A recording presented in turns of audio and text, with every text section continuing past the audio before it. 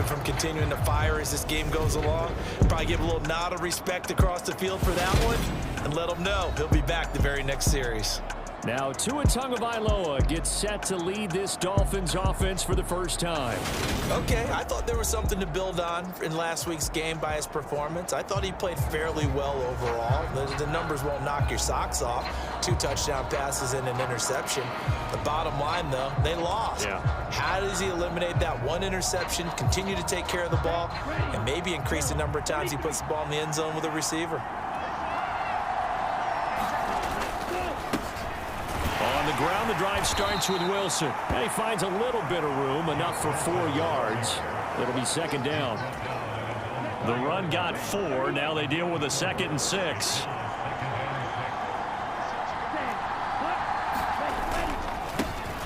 First carry for Raheem Mostert.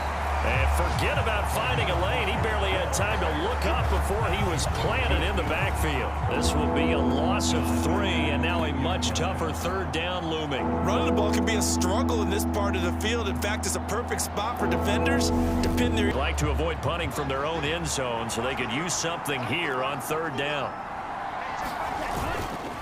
They'll run straight ahead with Wilson. Oh, and this is going to wind up a safety.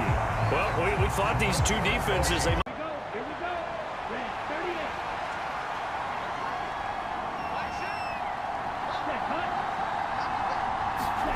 Throwing again on 2nd down.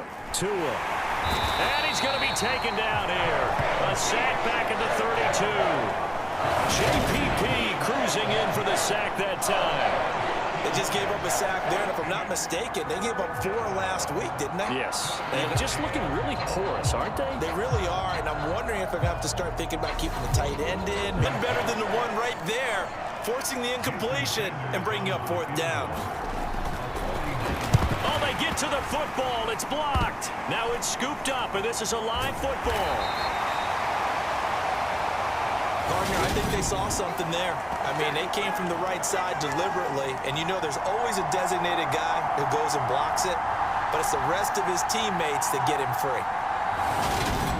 So here are the Ravens to take over on offense.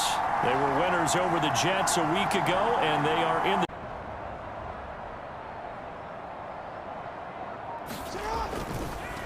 Oh, he fakes a spike. And he's going to get into the end zone. So the fake spike works, and they score. Lamar Jackson, his 3rd touchdown now on the year. And the Ravens have cut the lead back down to 2. Well, this defense, so many things to worry about in the red zone area, but you'd have to almost think that Lamar Jackson running the football, that might be number 1. It should be number 1, and in this portion of the field where things shrink a little bit because the receivers can't run past anyone because they'll run out of real estate, you should have all eyes on Lamar Jackson when the ball is snapped and try and keep him back in the pocket. Yeah, I don't think that they were surprised he was running it there. They just couldn't stop him, and he ends up in the end zone. Rolling to his right. And he'll get into the end zone, and those 2 points are going to tie the game. And with a successful 2-point try, the QB rolling out, I would imagine on the defense that makes it tough. When he goes out, he's got the option to run or pass. Yeah, it really does. If you decide not to bring extra people or extra pressure. Eluding the pressure right. And all the way to the 2-yard line there before crossing over out of bounds. Lamar Jackson, such a threat with those legs, able to improvise and get the first. Brandon, that's a gamer move right there. Facing 3rd down, steps up, calls his own number, and nearly makes the house call. If I'm the coach... Field goal could get him the lead, but it might not be enough here as they come up on 1st and goal. Now they'll send a tight end in motion left. And they'll try to pound it in with Ricard. And he will take it in for a Ravens touchdown. Patrick Ricard, his 1st rushing touchdown on the year. And the Ravens answer back with a touchdown of their own to break our tie and take the lead here in the 4th. So, Charles, this game feels like it has been punch, counter-punch all throughout, and that touchdown breaks our tie here in the fourth quarter. You're making me want to get back in the gym and start training again. You're talking about those punches and counter-punches. I also think this is where you and I start thinking to ourselves, who's going to make the play to change that, right? Who's going to get out of this little cycle that they're in right now and make a play and give their team a firm advantage?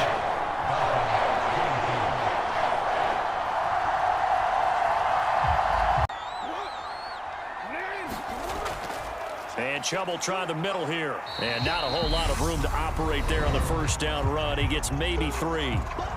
Now the Dolphins will use the last of their timeouts as they'll talk things over prior to this upcoming second down play.